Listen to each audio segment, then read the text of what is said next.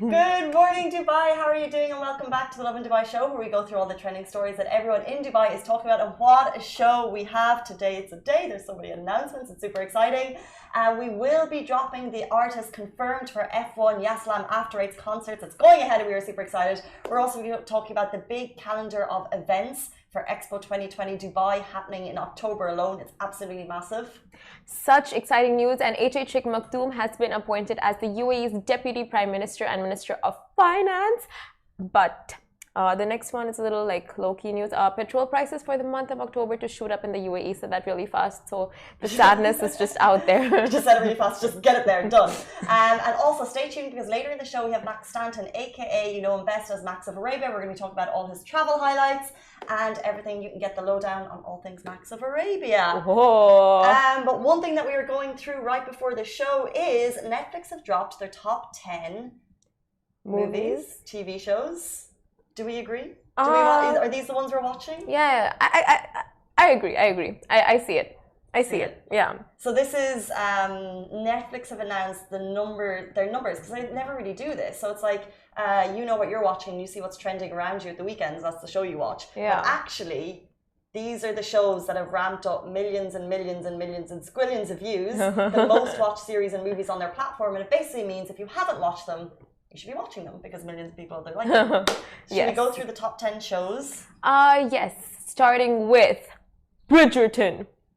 Wait, top 10 shows, no? Yeah. Oh, sorry. Okay, are we gonna go start from the bottom? Well, we've already done the top. Okay. The number one show. Okay, no, sorry. Starting with number 10. Emily in Paris. Didn't Emily in Paris inspire you in fashion for some time? Yeah, her fashion sense was on point, but everything else, I think it spoils your ethics. It spoils your you don't understand what is life anymore. Like, what's going on? 100% agree. The fashion kept you interested, and Ali's literally yawning behind the camera. And like the Paris vibes and the thoughts that you can go there and make friends and have all these like dalliances, but actually the show itself is. I actually like the show. Did you? Yeah. Oh. Sorry, I thought you were yawning. That was just the morning yawn. The Wednesday. It's Wednesday. It's Wednesday. Sweet Tooth in at number 9. Whoa! I've not seen that one. Neither have I. Sweet Tooth, have you seen it? Should we be watching it? Obviously, because 60 million people have watched it around the world. Queen's Gambit, number 8. I stand that one. That was good. Same. Tiger King, number 7. What's that? Have you seen it? Tiger King. I haven't seen it. Is it good? Tiger King, the one that went crazy with the tiger. Oh my God. Went to jail. Oh my God, no! Of course, you see it just takes us right back to Carl Baskin. No way, Jose. People are in jail. This takes us right back to COVID times, because everyone is watching it. Number 6, Money Heist, an absolute classic show. Yes. Want to go for number 5? Yes, Stranger Things, and I love that show so much. The kids there have my heart. Kids there. What am I? Anyway, have you seen Stranger Things? It's interesting. They do it by season, and this is Stranger Things season 3. 67 million people tuned in. But I like that because, I actually watched Stranger Things season 1 half and didn't continue. But I do that with a lot of shows. So. Okay. Sex Life season 1 and at number 4, but I haven't seen that one. Neither have I. The Witcher season 3. Season 1. I mean. You've seen it? Is it good? Yes, it's amazing. Worth the watch? Yes. I mean, 76 million. Yes. 76 million. And now, pretend you didn't hear it earlier. We're going to go for the 2 most watched shows on Netflix. Like, who doesn't have or uses a friend's Netflix account? Number 2, Lupin Part 1. Lupin is an absolutely phenomenal show about a French thief, but also a con artist. It's really incredible. You feel like you're watching a movie every single time, because it's a good hour-long show. In France, so it's in subtitles, but it's really, really, it's a class show. Interesting. I'm going to watch it this weekend. And at number 1, Bridgerton! I think it revived Taylor Swift's Wildest Dreams. You know, because it did. Oh, the music in Bridgerton, the clothes, everything. And you just find it really does hit a whole different demographic. I watched it at Christmas when I had COVID. I watched the whole thing through. It was so great. I watched it after you recommended, and it was you said you kind of sold it to me by saying it's Gossip Girl, but based back in the 80s or 70s something. You said I'm just like, it's like, what are these 80s? 70s, 60s. Oh no, like years before, like 20s, 30s. No, 1900s or 1800s. I get confused. Yeah, years ago. I'm just like, oh my god, I gotta watch that. I saw it was so good. I mean, it's just like a lot of good-looking people wearing good clothes and a good storyline, just everything. And it's a great cast choice, and they're making season 2, and people are questioning the cast. It's gonna be in season 2 because the main guy. But look, it's a fantastic season. It's in. You can read the books as well. My mom reads the books. She loves them. But if you want all of those, we'll have them on Lovin Dubai a little bit later. And they also release the top 10 movies, which we don't have time to go through right now. But if you want to get them, we'll have them on Lovin later. Lovin Dubai. That's what you're watching right now. Our morning news show. On Lovin Dubai. But let's jump into our top story of this morning. The F1 Yasalam after race concerts have been announced. I'm just so excited it's going ahead. Last year was a quiet year at F1 Etihad Airways Abu Dhabi Grand Prix, and while it went ahead, it simply was not the same without the world-class artists booming out of Etihad Park, which has been renamed since we were last there. So it brings us great joy to announce that this year the concerts are back, and we have 2 artists confirmed. So we know Thursday night and we know Saturday night. Okay. So we still have to wait for the other 2. Drum roll! On Thursday night, confirmed, is Khaled. Woo! Casey's absolute favorite, you guys. Absolute favorite. Actually, okay. No? Well, I love Khaled. I really do, and I love this song, which I'm going to play now. We have copyright issues, so we can only play 6 seconds. Yeah. We're going to make the most of the 6 so seconds. Let's see if you know who it is in the 6 seconds. This is my favorite Khaled song. Okay. I'm so high at the moment. Oh, that's it? That's 6 seconds? Yeah. Young, dumb, broke, high school kids. Yeah, na, na, na, na. 800 million views on YouTube. But I think that was like the first song that broke him through, right? And then he's gone kind of strength to strength. So that's Thursday night. Yeah. Do you want to announce? Saturday? No. Saturday. Can you do the honors? It sounds better coming from you. Okay. On Saturday, December the 11th, prepare to have the ultimate show. Lewis Capaldi is confirmed. I love Lewis Capaldi. Oh. This is my absolute favorite. Okay. My bad. Thought I knew you. Thought you knew me, but actually, it was, he has a massive fan base around the world. But one of the comments was like, after all the excitement, prepare to go to sleep. Like, he's very chill, but he's a very funny guy. He's great banter. We also can play 6 seconds. Anna, you ready with the timer? It's easy to say, but it's never the same. I guess I kinda like the way. Oh my god! How could you got that? It's so good though. Who's your fave? I like them both. They both have a different vibe, different 100%. energy. Yeah. Have you seen him in concert before? No, I know he came once and he was in Sharjah. Because he's got loads of Irish fans. So I remember at the time, loads of the girls I follow on Instagram would have been up there. Girls and guys, I don't have any guy friends. Loads of the girls I follow on Instagram, or maybe they shared us on Instagram, but loads of them were up there. I just remember seeing it and being like, damn, I missed it. Oh, the feels, going with Boo, watching the concert, so falling in love again. Falling in love again, like feeling love in the air. And the thing with this is they always have different vibes, because you're like, they're 2 different vibes. There's always like big R&B, and then there's always like someone more chill, and then there's always a big star from the region, and then usually there's like a big, Red Hot Chili Peppers was for they always have like the big band, like the big like. Yeah, Rihanna was on one of the years. Rihanna. Really? Yeah. And then our university performed one of the years. That was pretty big. What was your favorite Abu Dhabi F1? But our university's performance was so bad they cancelled it. The Weeknd? The Weeknd. I remember that year. I don't think I went down that Oh year. yeah, The Weeknd and Rihanna. Post Malone, The Weeknd. That was the year that there was like so much drama because everyone was trying to get in because it was such a strong year. Yeah. Bella Hadid was there. I just remember like the after show pics. Snap. Anyway, Ooh. 2 more announcements to come. That's F1. You can get tickets now and more information on Yasalam. I think one of the things that they're saying is you can actually only go to 1 concert if you have like the weekend ticket, but get all the information with yasalam.ie, and there will be 2 more announcements to come. Exciting. Stay tuned to Lovin Dubai for those announcements. Now moving on to our next story. Sheikh Maktoum has been appointed as the UAE's Deputy Prime Minister and Minister of Finance. Now, in his capacity as ruler of Dubai, His Highness Sheikh Mohammed bin Rashid Al Maktoum, Vice President Prime Minister of the UAE and ruler of Dubai, appointed his 3rd son, Sheikh Maktoum bin Mohammed bin Rashid Al Maktoum, as the UAE's Deputy Prime Minister and the Minister of Finance, and went on to write, Faza, who is Sheikh Hamdan, went on to write on his Twitter, "We congratulate my brother Sheikh Maktoum for his appointment as Deputy Prime Minister and Minister of Finance. With the support of our wise leadership, our dear country continues the process of empowering the youth, and we are confident that Maktoum bin Mohammed, with his leadership experience, great achievements, and extensive experiences, will play a pivotal role in the new 50-year mark." Now, this is an incredible, just a congratulatory message from Sheikh Hamdan, and the Prime Minister of the UAE. He also shared on his Twitter that with the new appointment of Deputy Prime Minister what it's going on blabbering, not making sense anyway, but the new appointed Deputy Prime Minister tweeted his vision and shared how he is looking forward to work in the spirit of one team within the UAE team to build a better future and a more stable and solid economy.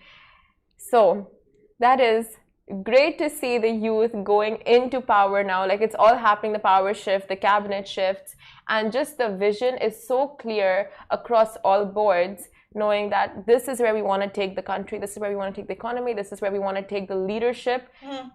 It's very impressive. 100%, and all of the information is on Lovin Dubai in terms of that cabinet, I guess, shake-up and the new announcements. And you can get them all on Lovin Dubai, and also they're reported by wam.ie, and that's where all our official government news information comes from. So if you want it directly from the horse's mouth, get it from them. Or us. We bring it to you in bite-sized format. Next up, guys, 2 more days to go. And when I say 2 more days, I actually mean 1 more day, because the opening ceremony for Expo 2020 in Dubai happens over at the Expo site, but we're going to have it right here at 7:30 p.m. tomorrow evening. And we want to run through the big calendar of events at Expo 2020 Dubai this October. So, as you know, it opens officially to the public on October 1, and the complete scale of the 6-month-long event is hard to comprehend. The location features over 190 pavilions. There are 60 live shows every single day. So what you need to figure out is, when will you visit? Because in October alone, there are hundreds of events. So although the pavilions themselves are worth a visit, it's actually worth taking into account and to just be aware about the continuous live events happening throughout the 6 months. The events are divided by category, and in the first month alone, there are 3 architecture events, 127 arts and culture events, 2 events at the Mobility Pavilion, 131 live events and performances, 1 sports and fitness and well-being event, 15 events at the Sustainability Pavilion, 13 business and entrepreneurship events, 19 innovation and technology events, 61 country pavilions and exhibitions, and 3 food and drinks exhibitions. So just take this into consideration. Wow. There are over 190 pavilions, and the thought and effort that's gone into each pavilion is incredible. So each pavilion is going to essentially be showing off what they have, with talks, with activations, with live events, and they have them marked out date by date. So we have an article up on Lovin Dubai within everything Simran just mentioned. For example, 19 innovation and technological events. What does that mean? So you can get it all with us and on the Expo website. So, for example, Together for Sustainable Development is a cultural forum that's going to happen. There's also a Moscow forum. There's going to be a talk on how we can ramp up private investment in developing countries. You can learn about Chile, our space story. I'm sure that will be in the Chile Pavilion. And that's just one segment. Oh, but it continues. Goodness. So many things. But honestly, like, I feel anytime you're just stuck on what plans to do over the weekend, what to do, where to go, it's gonna be just the Expo because every day there's something different. Every weekend there's something different, and it's like all the countries, right? So every time there'll be something big going on, a different celebration from a different pavilion, and then Expo all together putting a show up for you guys. So just a lot of events happening. So as you know, the opening ceremony is kicking off tomorrow evening, 7:30. We're going to be broadcasting it live on Facebook, Twitter, YouTube, on Lovin Dubai. We're actually going to be here narrating it. We're super excited about that. And then from October 1st, Friday, you can go and check out the live events. There's going to be music in the Sea Plaza. There's going to be dance and rhythm at the Earth Stage from 2 p.m. Like, I could just go on and on and on and on and on. And because if you go, you're just going to potentially use your COVID or your Expo passport and mark off all the things you want to go to. But I actually think that it's going to be such an exciting time because you'll go and you'll happen upon things that you didn't know that you're going to happen upon. You'll walk into interesting talks. You'll see interesting dance shows and interesting live events. So there's just going to be so much going on. As always, we are just as buzzing to see this as you, but we're a small team. And it'll be impossible for us to actually see everything. So please share your videos with us when you spot something cool. There's going to be air shows. There's going to be fireworks in Dubai, all over Dubai in celebration. So send us your videos, hashtag Lovin Dubai and also hashtag Expo 2020 Dubai so we can reshare them because we are just as buzzed to see everything as you. I'm just looking at the calendar of live events here and it is never ending. Like I'm scrolling and it's not ending, but they have daily parades going on every day, late nights at Expo. So it's like 10:30 Thursdays and Fridays, exciting lineups of diverse artists. Each performance is connected by once-in-a-lifetime creative collaborations. And the collabs that you can expect at the Expo, it's like you could not imagine these kind of collaborations between the two different artists. Film nights, film screenings, exposés, hip-hop hurrah, Hugh Animal, Century of Styles, like it's in Emirati welcome, and I cannot wait to see the fashion at the Expo. People are going to go glam. Do you think? I think I'll be going comfort, to be honest. Really? Yeah. Not like a little bit of like, come on, like you're going to see like so many events and I'm sure you're going to go like not at your comfortablest. Well, I'll wear shoes that I plan to do a lot of walking in. Comfiest, yeah. Okay, you know, and it's going to be warm. I'm thinking I'm going on Friday. I'm super excited. I'm going to check out what Pepsi are doing down there, and I'm aware that it's going to be warm and busy. So I'm going to wear comfy shoes, loose clothes, have a double charger so I can take as much footage as I possibly can, and yeah, just really enjoy it. I can't wait. Expo is just like very exciting to get into, and it's all happening on Thursday. Moving on to our next story, which I want to get over really fast because it's very depressing. Now, petrol prices for the month of October to shoot up in the UAE. Now, jumping into some not so sweet news for motorists, the UAE fuel prices committee has announced just last night that the petrol and diesel prices for the month of October 2021 will be increasing. Now, Super 98 petrol will cost 2.6 dirhams a liter, which will be up from 2.55 from the previous month, which is September, which is the month we're at right now, but not from 2 days. And Special 95 petrol will cost 2.49 per liter compared to 2.44 in September. E Plus 91 petrol will cost 2.42 a liter, up from 2.36 a liter last month. And diesel will cost 2.51 a liter, which is a jump from 2.38 dirhams in September. So that's a lot of price jumps, but as you guys know, in the UAE, it's like 1 month it increases, 1 month it stays stable, 1 month it decreases. So it's always like a little graph over there. I think it's been noticeably increasing steadily by month, but actually in September there was a slight fall. Yeah. So I guess that's just like brought us back up to what it might have been in August. But yeah, filling your petrol tank is more pricey than it used to be, I think. You're gonna be a motorist very soon. How do you feel about this news?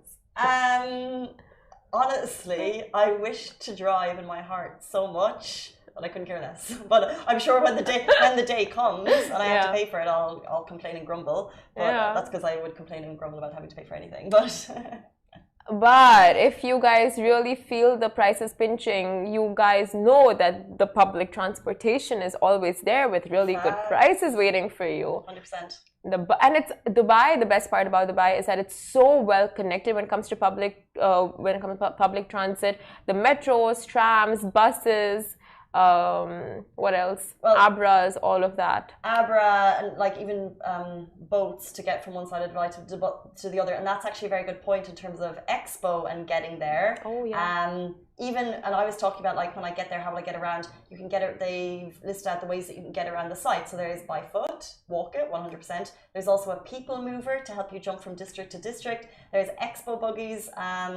Little golf buggies available. Some are wheelchair access, which is a paid service actually, but the Expo movers take you from district to district are free. And there's the Expo Explorer. So there's two types of sustainable transportation on their electric and compressed air trains. So it's a unique sightseeing tour of the Expo Explorer.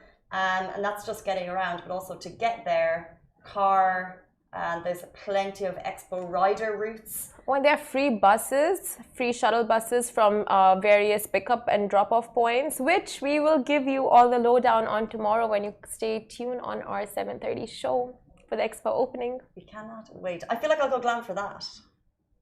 I thought we're keeping it casual. The casual there when you for attend. The walking and the Okay, moving. not for tomorrow's show. No. Okay. Thanks, Sam. What are you going to wear tomorrow? Do you know? Probably a dress. Should it be like a viewing party? And if you're going to watch it with us, let us know and send us pictures, and you can go down too. And we can wear Expo glasses. Do we have Expo glasses? Gold lipstick. Do we have gold lipstick? Can I do a paper cutout of Expo 2020 and wear them as glasses? Yes. Will you wear them? If you make an Expo 2020 glasses out of paper cutout, I'll wear them for a short time, 100%. Okay, I'm going to do it. I promise you it's going to be there on the desk tomorrow and you'll have to wear it. Can't wait for that. I'm sure you can't either. Okay, stay tuned. We're going to be joined by Max of Arabia to learn all things traveling, entrepreneurship, and speaking fluent Arabic. Wait and see.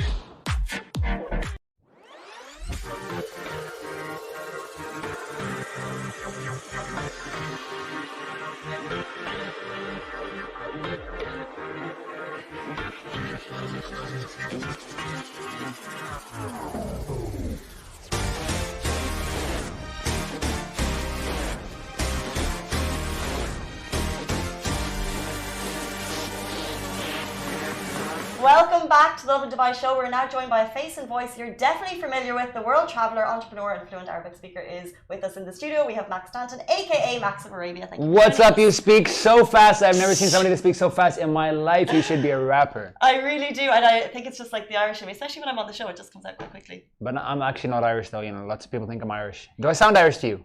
Actually, Ignore the beard. Ignore the look. well, and if I think someone's Irish, then like they're not Irish. I go Canadian.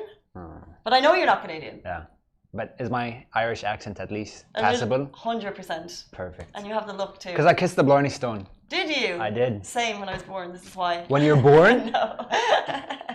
The Blarney Stone is a stone in a part of Ireland. Apparently, if you kiss it, you get the gift of the gab, which means the gift of chat. So she's definitely kissed it like multiple times. Multiple times. Mashallah, I mashallah. like carved a bit off, and when I go to bed, I'm like, okay, let's jump into it. For people who don't know, can you tell us who Max of Arabia is? The man behind the profiles. Dun dun dun dun. I'm half English, half American.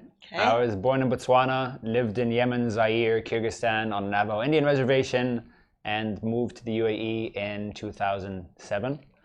So my whole life I've been traveling. I continue that now, and I'm an accidental content creator. Like, it was just kind of showing my life and my daily adventures, the trips that I do, fishing, scuba diving, free diving, paragliding, whatever it is. And then social media developed and video developed, and it was something I enjoyed doing. So I kept on doing more of it. What took you to these places that you just mentioned? And what age were you when you were at these amazing places? My parents are the Indian teachers. reservation? Okay. Yeah, so I was evacuated twice. I was evacuated for civil wars in Zaire and in Yemen. So we went to, where was it? It was Arizona in Rock Point. So we were on the Navajo Indian reservation when I was probably 3 years old, 4 years old. Yeah, but my parents are teachers at international schools. So moving around, we got kicked out twice for war. Yeah, fun stuff. And do you think that moving has propelled you to, like, have you been back to these countries since? And do you like to tell the stories of what's happened? I've been back to Yemen multiple times because I spent a lot of time there and it's somewhere really dear to my heart. I've been back a lot to Africa, but not to Zaire. So I've been back to Botswana, Zambia, like I traveled quite a lot there. But I think more than going back and telling those stories, it's enabled me to kind of not know where I'm from. So then I try to fit in wherever I go to. So like I moved here at 18 and I was by myself. I didn't have my parents, I didn't have whatever. So instead of looking for what was familiar to me, I looked at what was fun for me. So it's like, okay, who are the guys that are going to the desert? Who are the guys going fishing? Like things that I already enjoyed doing and kind of chilled with them. And you guys, as soon as we came on, people were like, oh, it's Max. So people know you as Max of Arabia. Who was Max before Max of Arabia? What were you doing before you jumped into kind of constant content creation? The content creation was a complete accident, to be honest. I was working full time. I was working at Procter & Gamble.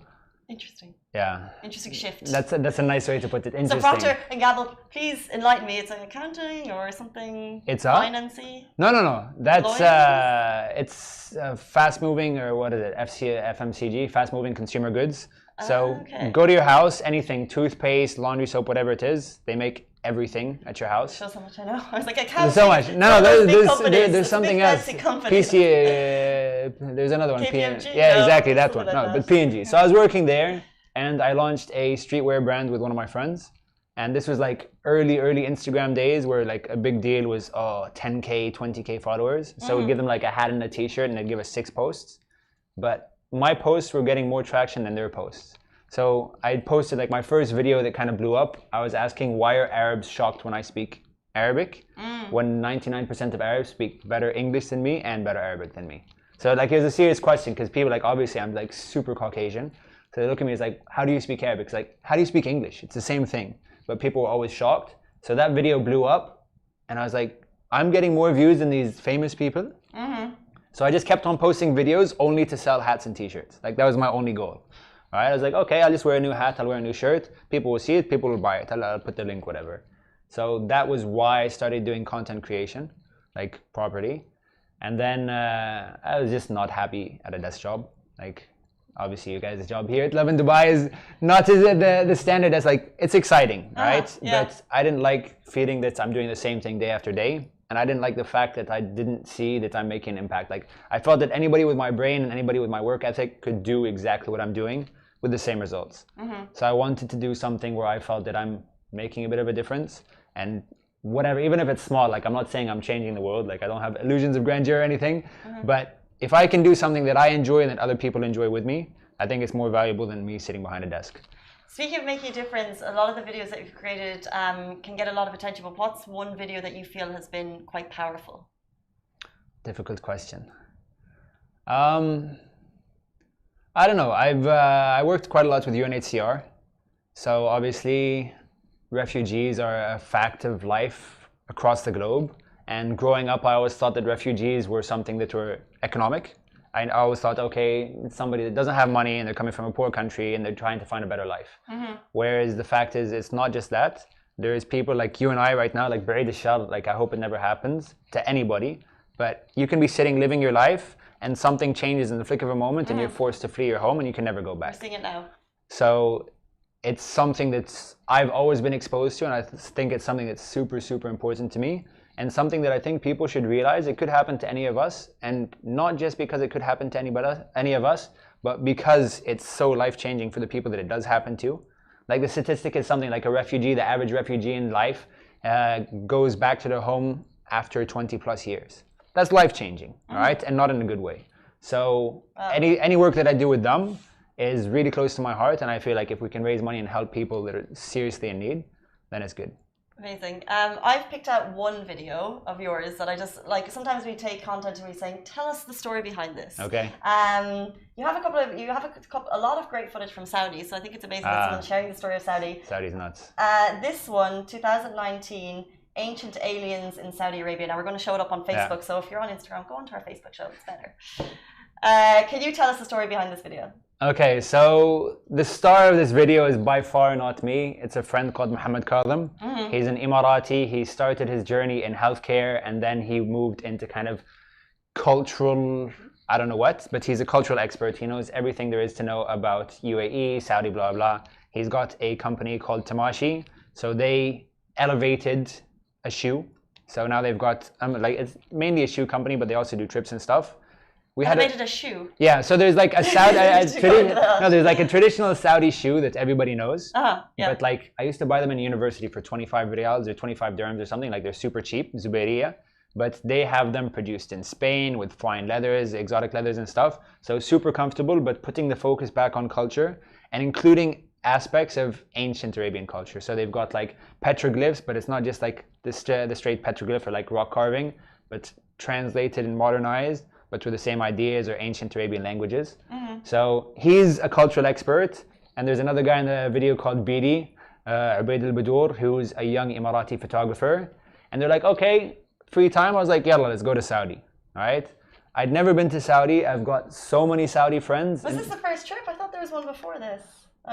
No, I've been to, like I went to Saudi multiple times for work, but never just to go and have fun and see people and explore. Which is something that we should all do, by the way. It's such a beautiful country. Saudi is nuts, right? Like, obviously, I'm in love with the entire region. There's so much to do in UAE, Oman, Bahrain. Wherever you go, it's beautiful. But I think because of the size of Saudi, there's just so much to do. So, like... so much to find.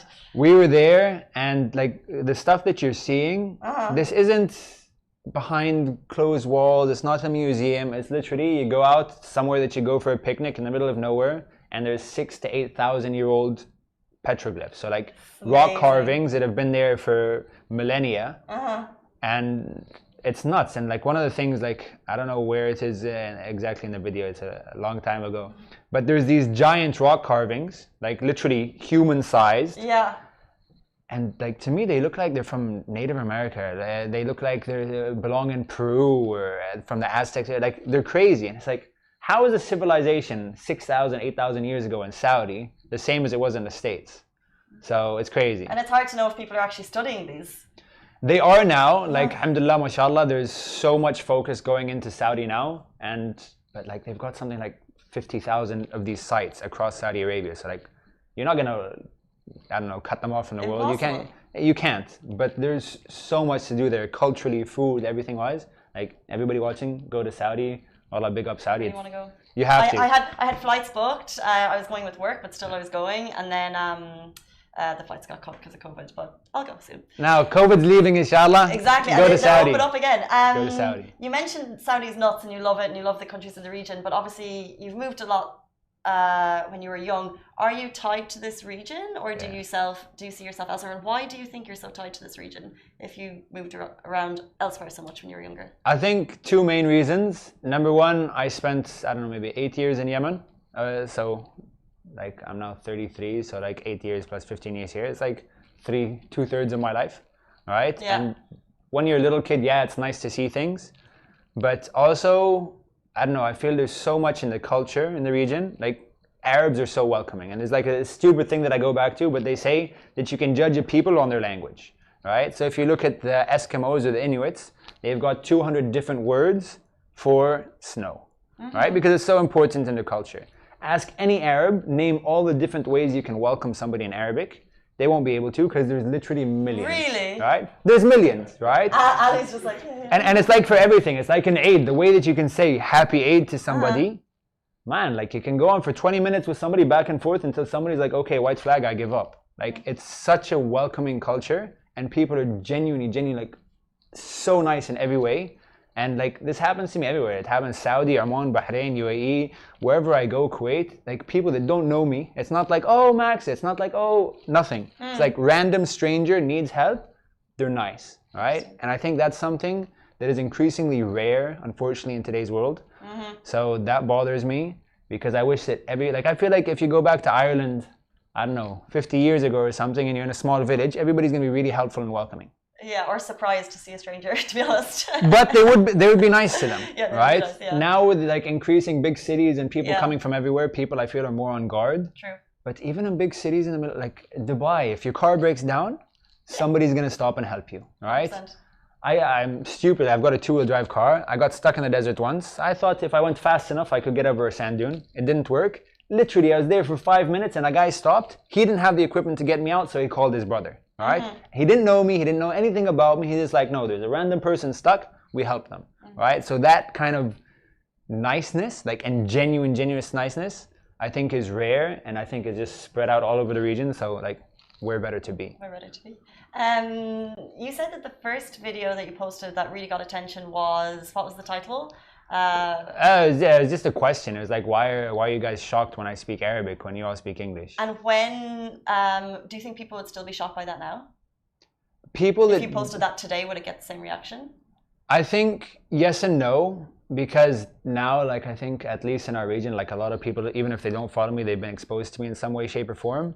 There's still people that are absolutely shocked. Like, I had a video that went uber viral with a singer called Maryam Faris. All right, I was in Al Ain, there was an event in Al Ain, and I was going there to do an ad about the event. But I saw her and I thought, okay, it's a good opportunity to do a video. So I asked, like, can I film a video with her? And they're like, yeah, but she's going on stage soon and it's got a concert and it's big for her. So like, leave her alone, just like wait in the corner. So I waited in the corner, being as like English as I could be. What does that mean? Right? No, like I didn't say a word of Arabic. I didn't, like, if people were talking Arabic, I didn't react. Like, wanted to seem as completely out of place as possible. So like an hour and a half later, when I was able to say hi to her, I started off in English and then I talked to her in Arabic, and like it blew her mind and it was reposted everywhere. And there's people now that only know me from this video. Really? Yeah. So people are shocked, I think. But the good thing for me, because like it's a weird thing. So arguably, people know me because I speak Arabic. All right? And there's lots of people that came up with, yeah, what happens when another one comes? You're not worried? I was like, no, my goal, I want every single expat in the world to learn the language of where they're living, right? If you're living in Siberia, learn Russian. If you're living in Angola, learn Angolan. I think like even like my goal here for expats living in the UAE, learn Arabic, even if it's 5 words, right? Yeah. It means so much. And it's so true because we are in a country that makes it very easy for us to get by without it. Yeah. And in a lot of other countries you might start learning it, but here there's a lot of expats living here, and I think a small minority would speak. I know Rich, our CEO, he's learning Arabic. He probably mentioned to you, did he? Not yet. No, yeah, I'll go talk to him. He's learning Arabic. He's been taking classes for ages, and I know it's a hard slog. And also at the moment we have so many tourists coming in for Expo. Are people, you know, when you go to a new country, are people learning the pleases and the thank yous and the can you help me? So maybe we can give them a little tip now. You're going to teach them Arabic? Well, we can teach them together. How long have you been here? 8 years. Okay, perfect. We're going to see what you know. Okay. Put you on the spot. We're going to teach you some Arabic. If you're a tourist coming to the UAE for the first time, you need to know the basics. So me and Max, we're going to teach you how to speak Arabic for beginners for Expo 2020 Dubai. Okay, so saying hello is? I really am not good on the spot. Salam alaikum. You see, she knows. Salam alaikum is like, it actually means peace be upon you, but it's like the standard greeting. And the reply is? Alaikum salam. Ah, hidden memories. I'm terrible on the spot. I used to teach, so I actually did always have the basics done. Like I taught English. But Okay. I had, like, Thank you. Shukran. No. No. La. La. Yes. Sa. Sah means correct, but okay. I always hear the guys going sa. Since we're in UAE, right? Lots of people say na'am for yes, but in UAE, hey is yes. Hey is yes. Okay, hey. Right, and it's easy. So, what else do we need to know? Marhaba. Marhaba, welcome. Welcome. I think one would be, can you help me please? I think that would be a good phrase for us all to know. Or, I only speak English. Probably you help me please. Okay, ما أعرف أتكلم عربي. Or ما في عربي. ما في عربي means no Arabic. Yeah. Alright, because if you tell them, oh, can you please help me in Arabic? They're gonna be like, oh great, she speaks Arabic. 100%. And then they're gonna help you all in Arabic. ما في عربي. شوي. Straight. No, but also here, like, I think we're blessed in the fact that everybody can get by and everybody's so helpful. So even if you do speak Arabic, oftentimes the people will want to reply to you in English because they want it to be easier for you. 100%. So like, also for you, like, speak Arabic, do it. Shoo. Huh? Shoo? What? She's fluent, خلاص. Oh yeah, class. I have a few words. I need to know. I always said I would do it, and then actually the time came when my brother started taking lessons, and I didn't commit. Okay, but can I word of advice for your brother and for you? Don't do lessons. Okay. Continue. Because okay, if you're learning a language, right? If I go to an Arabic class, how often does your brother go? Right now I'm not sure, but he was going fairly regularly, and then maybe twice a week, and then listening in the morning for an hour. Okay, so twice a week for an hour. He goes and he speaks Arabic. Then he goes home and he's Irish. He's Irish at home, he is. Okay, and he goes out and he's speaking English. Everywhere is English. Yeah. So how's he going to learn? Practice. Practice, yeah. Practice. I took lessons in university, Arabic lessons, 3 times. My friends started making fun of me because my spoken Arabic got worse. All right? I never want to read a newspaper in Arabic. It's not interesting to me. All right? I want to talk to people. I want to communicate with people. I want to understand people. I want to know what's going on wherever I am. All right? So now, like, apart from like Moroccan and Algerian and the North African Arabic, which is like a mix with French and Berber and a bunch of stuff, I can understand pretty much like 99% of all accents. And for me, that's what's valuable because, okay, if I'm in Oman, I can chill with the Omani guys and I know what's going on. When did you start learning, by the way? I had a background in Yemen, but like it was useless because I was going to an international school, so we all spoke English. But when I came here, it was me by myself, and I started like actually making an effort. Yeah, you just have to ingrain yourself in it. Yeah. I think we spoke to a Chinese lady, I think Suki Liu, and she was trying to learn, and she just said she went to live with a family here for like 2 months. Yeah. No, that's another thing that I used to do, or I still do, but with the NYU University in Abu Dhabi, and big up to them because they're doing an amazing job. They're the first, because like, okay, there's lots of Arabs that even like an older generation, when they went to the West to learn English or to study university, they'd be homed with an English, American, Irish, whatever family, right? Being there 24 hours a day is way better for their learning than going to, okay, we've got English class in the morning, right? For sure. So they started doing that in Al Ain with expats studying at NYU. So they send them to Al Ain, and there's host families, Emirati families that welcome them into their houses, and they're not allowed to speak English. I love that. It's amazing, also, and I just wish to learn there's so the much culture, more. you know what It's I mean? beautiful. Like, because for Westerners, actually, the Emirati culture is very foreign, and it's like you're trying to learn it. But actually, to be behind closed doors would be amazing. Yeah. Thank you for spreading the message, because I feel like it's one that's not heard that regularly, that we are expats in an Arabic country, and we should be making an effort. We should. Like, if you go to France, you try to learn French, right? You always use a couple of words, yeah. And you'll Everybody tries everywhere, but here they don't. I don't know why. I'm not going to say anything, we but have been told. You have to all learn. We've all been told if we don't speak Arabic, we need to make a lot bigger effort. Thank you for that message. Guys, follow Max of Arabia and all his adventures on Max of Arabia. How is the t-shirt business, by the way? That's good. Still going? Good, yeah. Are you repping it? No. I'm not allowed to. I didn't know I'm allowed to wear branded. I wore unbranded People stuff. come in their, like, the, you know, let's say we haven't had a Coke representative, but if there was, they'd have the Coke and the Coke and the Coke. And I thought you were going to blur it out, so I was trying to make the post-production easier. Thank you very much for that. Guys, that is it for us. Thank you so much for your time. Pleasure. We're back with you every single weekday morning, same time, same place. Stay safe and wash your hands.